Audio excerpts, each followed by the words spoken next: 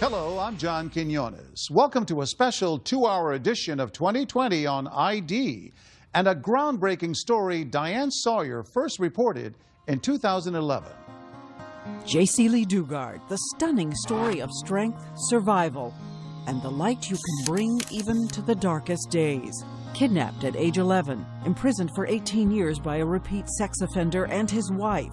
There is life after something tragic. The little girl who defeated his locked doors with her dreams. The horror with her hope. How did you stay sane? Twice giving birth to his child in a squalid backyard. 2 babies to love. I felt like I wasn't alone anymore. I had somebody that was mine. I wasn't alone. And someone else is also at the center of this story. A mother who never gave up. I remember saying, come quick. And I remember telling you, I'm coming, baby, I'm coming. And the questions, the outrage as over and over again, doctors and law enforcement missed the chance to save her. 60 times parole officers came to the house and never looked hard enough to find a stolen child just 30 feet away. Chris Pomo investigates. They hear a report their kids living in a backyard, and they're not curious at all. That's what I don't get. It seems impossible to common sense. And what about the 2 campus police women who simply listened to their instinct and acted, freeing a girl who could finally come home? Indestructible hope. Jaycee Dugard, A Stolen Life. Good evening, and we're so glad that you're with us tonight for Jaycee Dugard and her powerful story of hope. As you're about to see, she's a young woman who can look at the truth without blinking, and yet she is a radiant spirit even after 18 years of imprisonment by predators whose actions defy understanding. Some of her story is harrowing. Some of it will leave you outraged at all the times law enforcement could have saved her and did not, while her mother was also suffering and refusing to give up the search. But in the end, Jaycee Dugard will find a way to save herself until the day she can call and say, I'm alive, I'm coming home. She was a little girl with a name right out of a storybook, Jaycee Lee Dugard, age 11 years old. Hello? A girl who loved her mom, her little sister, a cat named Monkey, and school and books and stories, and by holding on to the memory of everything she loved, survived and would triumph after a battle in a monstrous backyard, where a convicted sex offender let out of prison early Philip Garrido and his wife Nancy, kidnapped her, handcuffed her, imprisoned her, forced her to give birth outside. And over again, dozens of times, law enforcement would miss the easy opportunities to find and save her. For 18 years, she'd be forbidden to say her own name. So this is how her book, A Stolen Life, begins. Let's get one thing straight. My name is Jaycee Lee Dugard. I was kidnapped by a stranger at age 11, and I want Philip Garrido to know that I no longer have to keep his secret. I was happy. She is 31 years old. She looks impossibly young. I know, I was worried about should I wear heels? She's also someone who laughs a lot and delights in ordinary things on ordinary days, like learning to drive at the age of 29.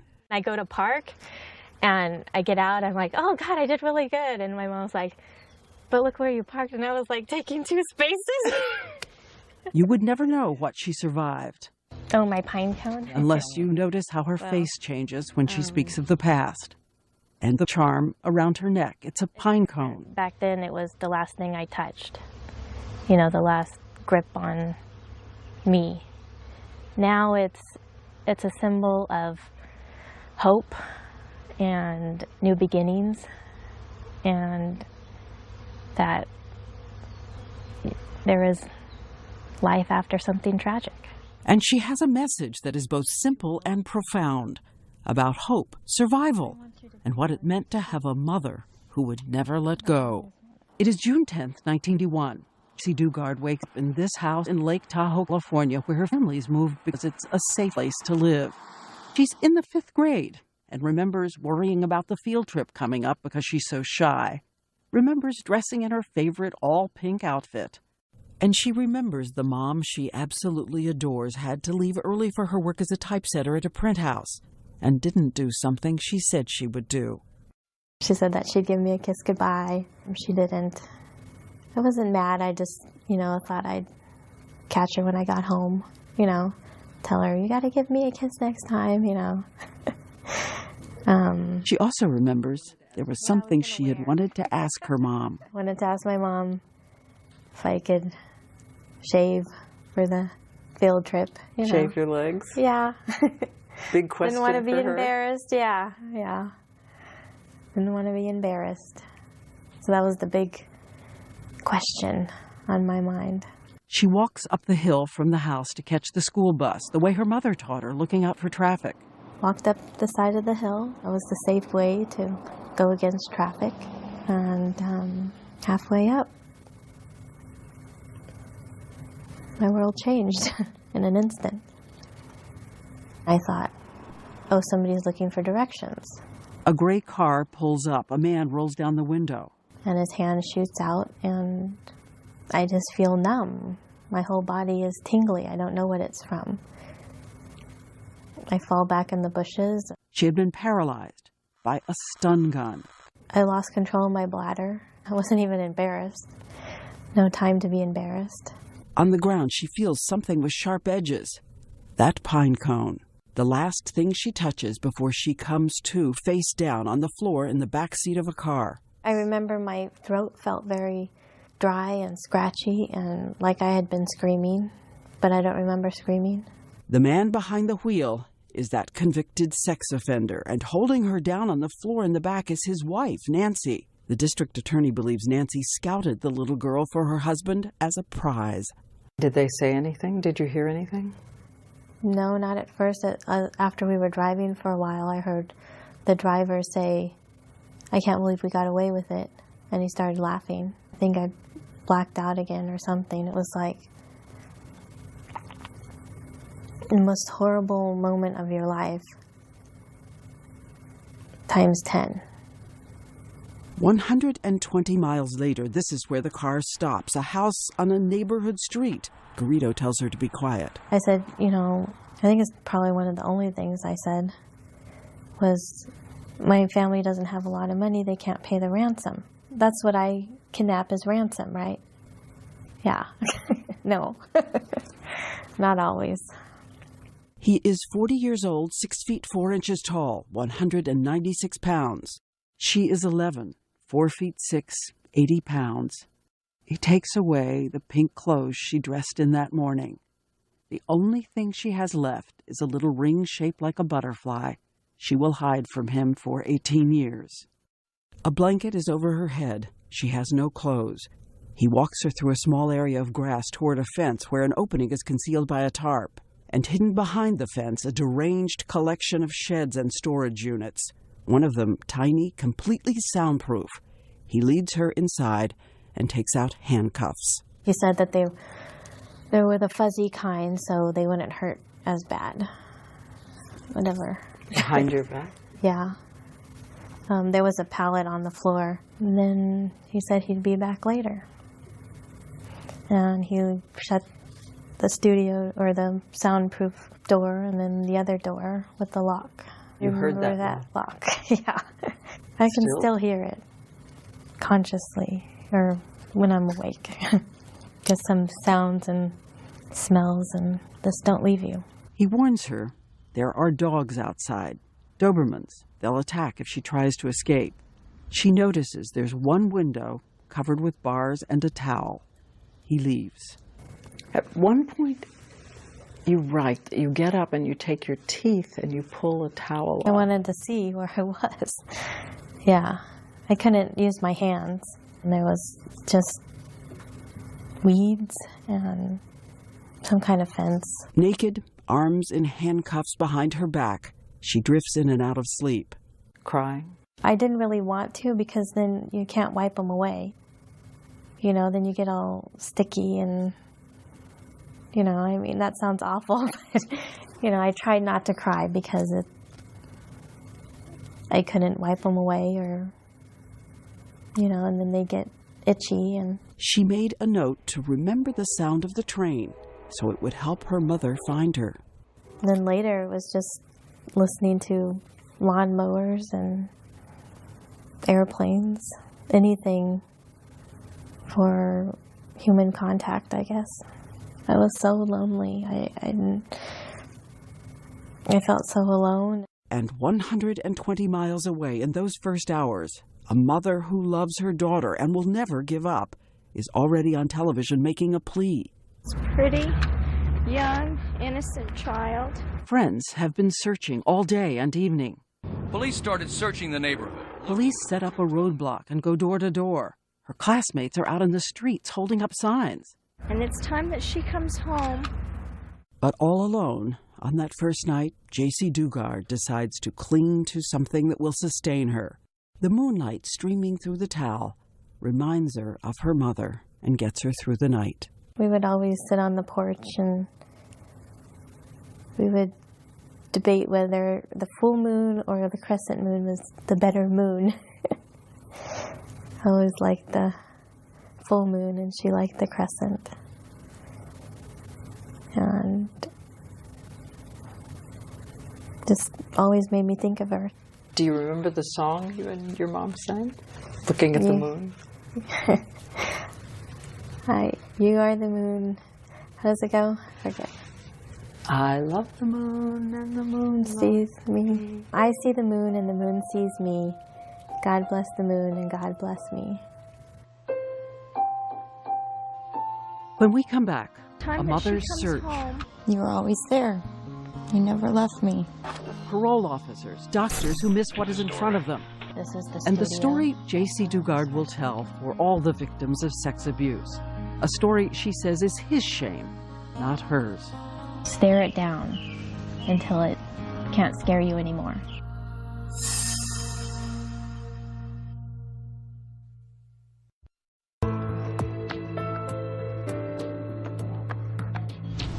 And as we begin now, a parental warning as Jaycee Dugard talks about what happened to her next. Some numbers we should all know. There are 20,000 abductions of children every year by strangers. 99% of those will be returned fairly soon. But 100 disappear long term, and only half of those return alive.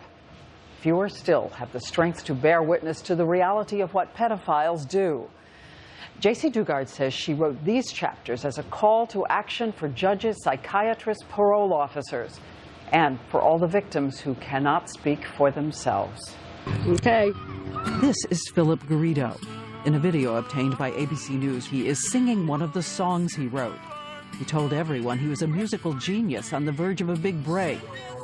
He also claims to be a religious visionary, calling himself the Witness, rambling on about the Bible, saying he was chosen to hear the voices of demon angels in the walls, in the ground, and that he'll save the world.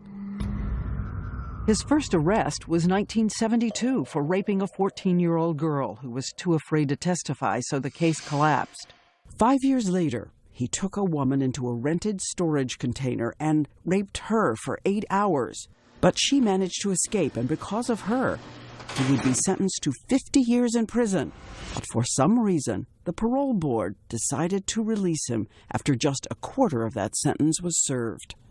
Later, he even received a letter of commendation from the parole board heralding him for his personal accomplishments. First week, in June 1991, the 11-year-old girl, handcuffed, arms behind her back, is aching, skin rubbed raw. Philip Garrido is her only human contact, and for those first few days he just comes, sits, tells her funny stories, brings her soda and fast food. A classic approach for a pedophile. I depended on him for bathroom, food, company. You had no water, toothbrush, No, toilet. no What toilet. was the toilet? Toilet was a bucket. Well, I had handcuffs on, so it was very difficult. So She writes in the book she has no idea what he's planning to do. She's never heard about sexual abuse. Had you ever heard the phrase? nope, not into boys, other than, you know, maybe the New Kids on the Block or something like that. Sex was Ken and Barbie. Yeah, laying together. That's what it was. That's what you thought it was? That's what I thought it was. Yeah. The book she wrote, A Stolen Life, is unflinching about what would happen to her next. I asked her why she decided to write in such unsparing detail. She said she wanted to do it for victims of sex abuse, who often keep secrets, along with fear and shame. Why not look at it? You know, stare it down until it can't scare you anymore. She worked on all this with her therapist, Rebecca Bailey, who specializes in family reunification after trauma. It is not her shame. Those things happen to her. They're not who she is. This is the studio. That's where it was first taken. I didn't want there to be any more secrets. But it is one thing to write it down and another to say the words out loud. We assured her that what she says is up to her. She tells us right after she's kidnapped, he forces her into a shower with him, and she's never seen an unclothed man. Again, she's just 11. She's been imprisoned in that shed in handcuffs for a week, when instead of a soda, he brings her a milkshake. Comes in with the milkshake, and I was getting used to him coming in. But he said things were going to be different This time? this time. She is still in handcuffs the first time he rapes her. I remember crying, but they were silent. Just tears running down my face. She tells us she remembers seeing a trail of ants making their way toward the untouched milkshake. After that, the rape will be daily. It was pretty much before I ate meals. So it felt like every day. I mean, like I said, time is hard to judge, but there's a switch that I had to shut off. Just go someplace else. Just went someplace else. And remember, at the same time he is imprisoning her, raping her, parole officers are coming to the house regularly to monitor him, but not looking in the backyard. And there was even a time when a neighbor called 911 and said she had seen girls in his yard. Nothing was done. 2 hours away, her mother is now asking neighbors to keep their porch lights on in case Jaycee comes home. Lifts my spirit real high. I'm overwhelmed. This is more than I can ask for. Give me a light. This is going to bring her home. I know it. At one point, he brings in a TV, though she can't see the news. In the beginning, you could only see QVC? Yeah, I would fall asleep to the sound of jewelry being sold. But at least it was talking. And she tells us she thinks she had been imprisoned in that shed almost a month and a half when something new, unknown, signals change. Garrido moves her out of the soundproof storage unit into a room next door. Over here, the blue building. And handcuffs her to a pull-out bed. He tells her those demon angels, those voices he hears, have given him permission to do other things he wants to do. He says if he does them, it will help him with his sexual problems. That's what I was here for. Yeah, that's why he got me. And if you do it, you would keep other little girls safe? Yeah, he was always, protect other people so he didn't have to go out and do this to anybody else. Did you believe that you were protecting other little girls? I think I did. I think on some level I did, yeah. He put that stun gun out on a table where she could see it. He got out equipment for drugs. And so began something he would call runs, countless of them during her captivity, drug-fueled binges that would go on for days at a time. In her book, she writes in graphic detail what he forced her to do. This is what she is comfortable telling us. Oh, they were very long.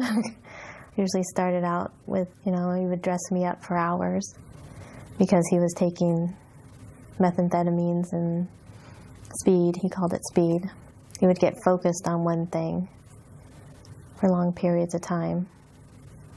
And then it usually went to him with his little books of cutouts that he would cut out for hours and paste on little girls from magazines and porno magazines. I mean, it didn't make sense to me at all, but that's what he did. Again, the runs would continue 2 or 3 days each time. And often, he would videotape her. Sometimes he would stop to make sure she was listening to the voices he says he could hear in the walls. He would apologize and... That's the confusing part. Beg your forgiveness. Tell me what an awful man he was. You know, and here I am trying to, feeling, you know, hurting, because it hurt, you know, wanting it to stop. And I have to comfort him. After the tears to keep her compliant, more threats. And year after year, he would keep raising the bar on terror, threatening something yet to come, even worse.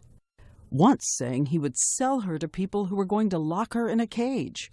He would come up with the some... unknown that would always be more terrifying than what I knew. After, you know, I got used to the, I don't know if you ever get used to that, but you can get used to things.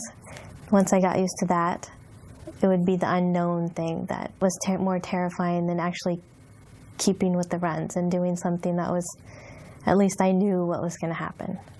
It's when he would invent new things and... And all night long you would think that's what he was going to do to you. I begged him, you know, I'll do it better, you know, I'll be good, because it was the unknown that was terrifying. Did you think it was going to be the rest of your life? It sounded like it. And as the first month passes, remember, there's no way she can run. The handcuffs, the bolted doors, the dogs outside. There was not a day that I didn't cry. I felt like there would never, ever be a day that I wouldn't cry again. And then, after a while, I told myself I can't cry anymore. What's the most haunting memory? That lock, hearing the lock. I know I said that earlier, but for some reason that... And the bed, it was a squeaky bed. Squeaky pull-out bed. I guess the noise, the sounds. It's weird what sticks in your head, but sounds. How did you stay sane? I don't know. I was still alive. There was still hope. Still hope. I'm trying to imagine how you are coping. I'm trying to imagine. I don't know. I can't imagine being beaten to death, you know. And you can't imagine being kidnapped and raped, you know. So it's just, you just do what you have to do to survive. And again, she says she is telling her story so that the thousands of other survivors of sexual abuse know that survival is your strength, not your shame. It's that T.S. Eliot quote you have in your book. Yeah, I had about hope. Thinking I have to hope in something. Hope was in the wrong place. But sometimes you just have to hold on to any kind of hope to survive. And there is one more measure of Jaycee Dugard's willingness to stare down the truth. Prosecutors ask her to review those videotapes he made. She says it was painful, but she did it to be sure he had not kidnapped any other little girls, and every tape was of her. If you think you've witnessed child abuse or suspect a missing child, you can call this number, 1-800-THE-LOST, 1-800-843-5678 at the National Center for Missing and Exploited Children. When we come back, a mother moving heaven and earth to find her child, and 7 months into Jaycee's imprisonment. Some ways she's just as evil as Philip. A new jailer, new fears. Very twisted minds.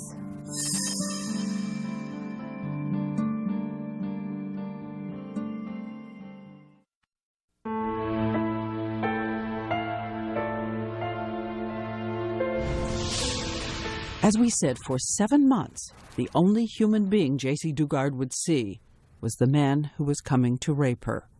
Back home, that field trip she had worried about was long over. Back home, her 5th grade classmates have now graduated elementary school. Her mom is raising her little sister, feeding Monkey the cat, and asking everyone to keep searching and believing Jaycee will return. She is coming home. That gives me a lot of hope, a lot of optimism. Somebody's, feeding me dreams for a reason. And by the way, her biological father had left the family, was never in Jaycee's life. There was a stepfather, but Jaycee was not close to him. 2 hours away, Jaycee is now being moved back and forth from the soundproof room to the larger room where she's handcuffed to the bed. Her only company, a spider, she names Bianca. Then one day, 7 months in, Garrido says there is someone he wants her to meet, and he wants them to be friends. She enters the picture. Yes. Nancy. Nancy Garrido is his wife. They had met in a visiting room at Leavenworth Prison. He, a prisoner there, she visiting her uncle. She, a Jehovah's Witness. He talked to her about the Bible. She became his partner in the hunt for little girls. She was the other person in the car that day, the one who pinned Jaycee Dugard to the floor after the two of them had stun-gunned and grabbed her. Now, when she first walks in, she brings a purple bear. In days to come, a Barbie doll, chocolate milk. I was so lonely. I craved any kind of attention. I wanted her to like me. Because I felt like if she doesn't like me, then I'm going to get in trouble. Jaycee remembers using the cartons from the chocolate milk to try to make furniture for her Barbie. Nancy starts bringing me meals. There's a TV over there, so I could watch TV as long as it was low. She told you she was sorry what they'd done to you? Mm-hmm. She told me that she cried too. In some ways, she's just as manipulative because she would cry and say, I can't believe that he did this. I wish he would have got a headache that morning that he took you. And she knew everything. Yeah, she knew everything. Everything. What makes somebody do that in the first place? Take somebody else's child just to satisfy your husband. I don't know, she's just as evil as Philip. Very twisted minds. Twisted. Okay. Does it say record still? Yes. Good. And remember the video of Philip Garrido playing his guitar? In fact, he is at a children's playground. His wife Nancy is holding the camera and will furtively move it off him away to gather pictures of little girls. You got me real good? Yes. I can see you really good. And don't forget, he is a convicted sex offender supposed to be monitored by law enforcement, at times even tracked by an ankle bracelet. As we said later, we will go to law enforcement and seek answers. When they are arrested, Nancy Garrido will also be charged with kidnapping and rape by force. We remember a moment from the courtroom. Philip Garrido, Nancy Garrido, in a jury box separated by their lawyers. And suddenly he looks at her and mouths the words, I love you. And like her husband, Nancy Garrido will use manipulation on their 11-year-old prisoner, alternating motherly concern with coldness and cruelty. Jealous. Very jealous of me for some reason. Like I wanted her husband to rape me. Very jealous. And sick. She worked by day as an aide in a nursing home. But when Philip Garrido vanished for a month, she replaced him as jailer. A whole month? He's gone? Yeah, she said that he was on an island with a friend, but he was actually sent back to prison. Only for failing a drug test. So it's the two of you? Yeah. She would lock us in every night. She wanted to watch this scary movie called The Unborn. It was awful. It was very scary. And then she would leave in the morning and lock the door. And the two of them also worked together to use Jaycee's love of animals to manipulate the little girl, giving her kittens that would then mysteriously vanish. Well, it was Tigger, and then it was Snowy, who, I don't know what happened to her. Another kitten was named Eclipse, a girl kitten. Jaycee loved so much she asked for paper and a pen to make a little diary. She writes how grateful she was for the little kitten and how much the Garridos told her they paid for her, adding, last night I started to cry and she heard me. She came to me and sat next to me, and after that I felt a little better. She means more to me than my own life. I see her love for me, and every entry is studied with a little heart on a string, like a balloon. The little kitten Eclipse would also disappear during one of Garrido's drug-filled runs. Garrido happened to notice that his captive had signed her name, Jaycee, on that journal. I actually wrote my name, and I tore it out when he saw it. Because he said you had to. Yes, and that was the last time. The last time for 18 years she'd be allowed to write or speak her name. Losing her name and fighting to hold on to the memory of the face that is keeping her alive, her mom. I wanted to see her more than anything. And worried you'd forget. Worried I'd forget what she looked like or what she sounded like. Would she forget me? Would she want you after this?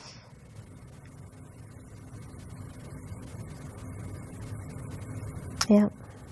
Being a mom now, you know, I know that she never forgot about me because I can never forget about my kids. But, you know, when you're a kid and you think you're easily forgettable. And her mother, Terry, is also fighting to hold on as 1 year passes, and then a second. She's alone except for her own family and friends, some of whom quit their jobs to help her. On TV, she shows Jaycee's room untouched since her disappearance. It's where Terry says she goes to pray every night. Even though she's not here, she's still in my heart. And when 34 months have passed, 1,029 days since Jaycee Dugard was kidnapped, sometimes the handcuffs would come off. Do you remember the day you weren't handcuffed anymore? I don't remember the exact day. Just all of I don't know if it was all of a sudden. It was over time. But she would still always be locked in a bolted room. One night, the Garridos are with her. They are watching the 10 Commandments on TV. For the first time, they bring her cooked food, corned beef and cabbage. It's Easter, 1994. And then they tell you they think you're pregnant. Yeah. 4.5 months pregnant, 13 years old.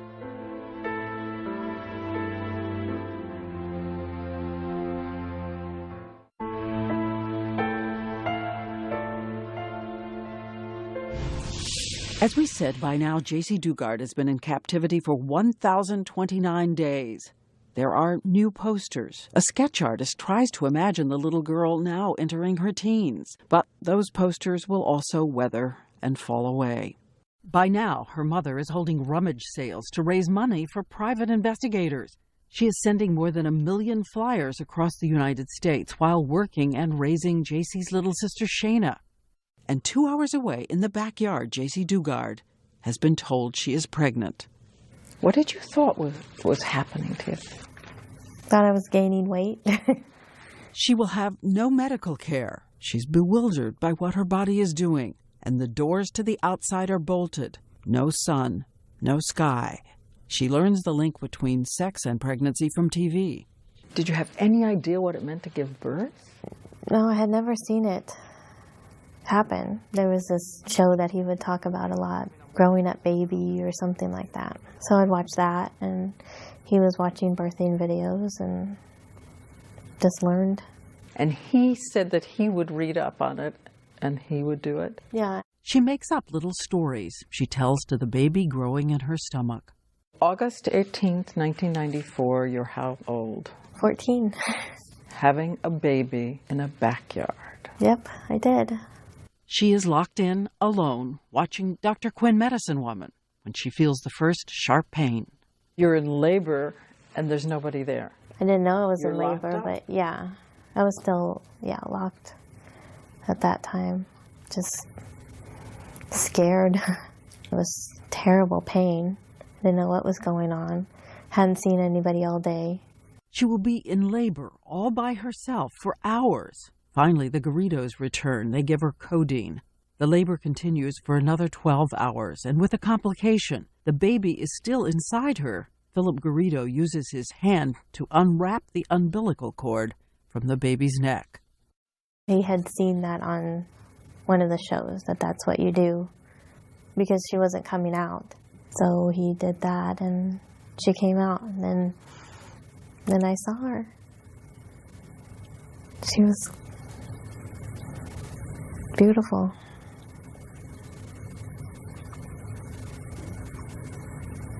I felt like I wasn't alone anymore.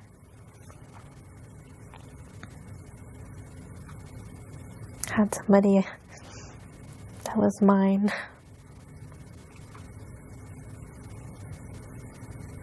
I wasn't alone. And I knew I could never let anything happen to her. I didn't know how I was going to do that, but I did. And when Garrido takes the baby, he held her in a chair and prayed that he would never hurt her. Was it your terror? Yeah.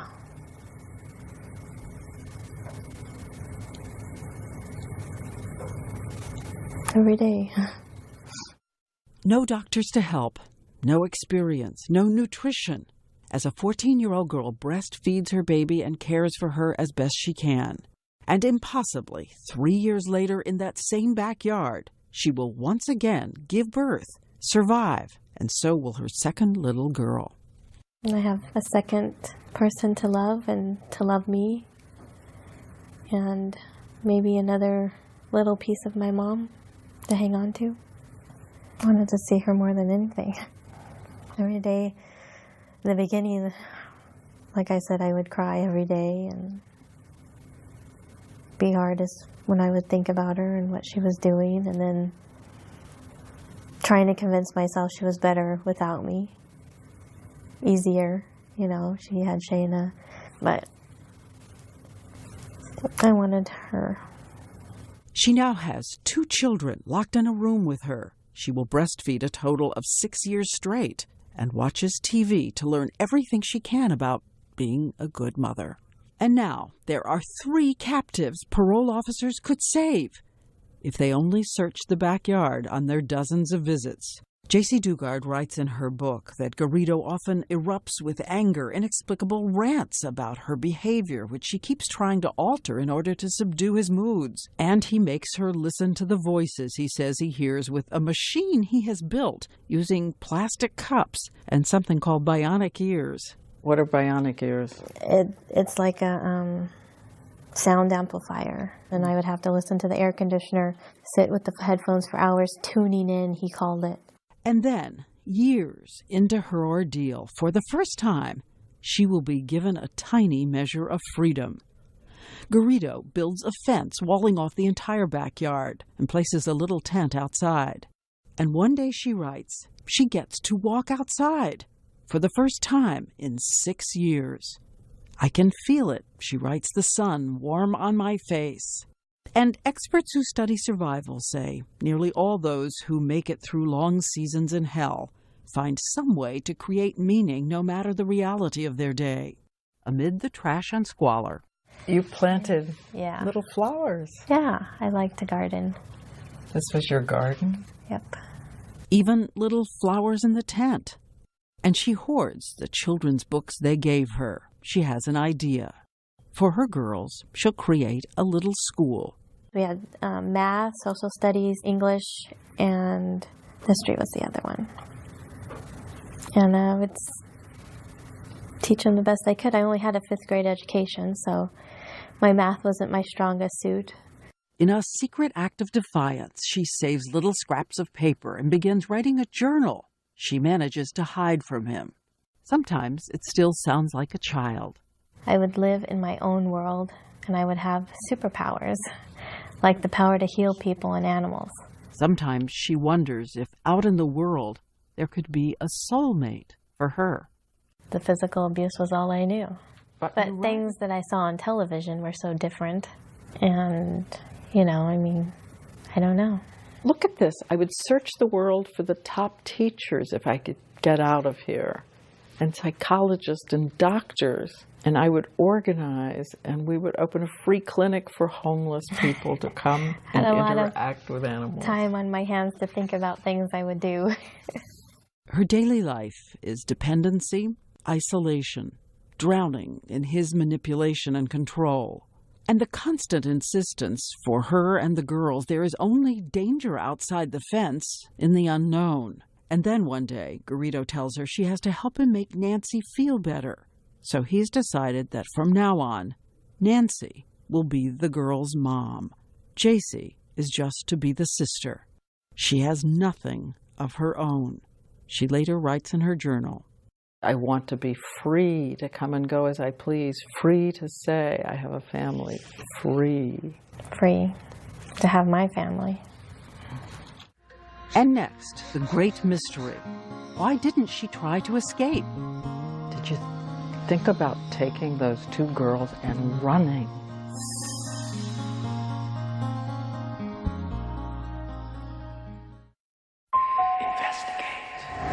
Tuesday on an all-new Red Rum.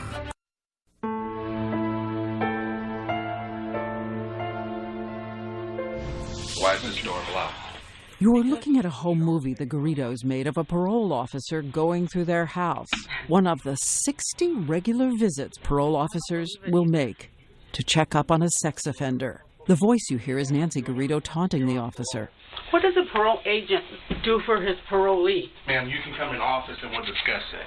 In a few moments, Chris Cuomo will take you frame by frame through the video and show you the Garrido strategy as the parole officer fails to find Jaycee Dugard 30 feet away.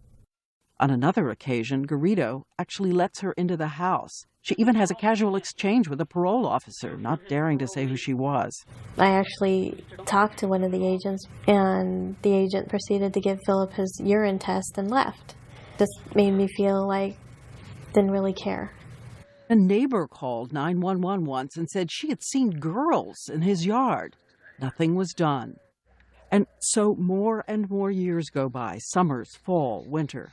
Jaycee Dugard's little friends from the 5th grade are now entering college. She has been told to take a new name. Who were you? I was Alyssa. I liked the actor Alyssa Milano on Who's the Boss. I couldn't be Jaycee, so I picked another name. And who were you inside when you would be out among people? Hiding. Afraid I'm going to make a mistake and do something wrong. And no one seemed to see you? No, nobody noticed. She said by then she'd gained weight and her blonde hair had turned brown. Did you know that there was an artist's attempt to imagine what you looked like? What do you think? I don't think it looks like me. Which brings us to one of the great mysteries of human behavior. If she was out in the world, why didn't she run? What was the psychological stun gun that paralyzed her action, even when the doors were unlocked? Classic manipulation, being responsible for everything from time to food to human companionship. And you see it over and over again. You do see it over and over again. Her therapist, Dr. Rebecca Bailey, says what happened is not Stockholm Syndrome, but a kind of coping and adaptive helplessness. It comes with years of abuse, when emotional handcuffs become stronger than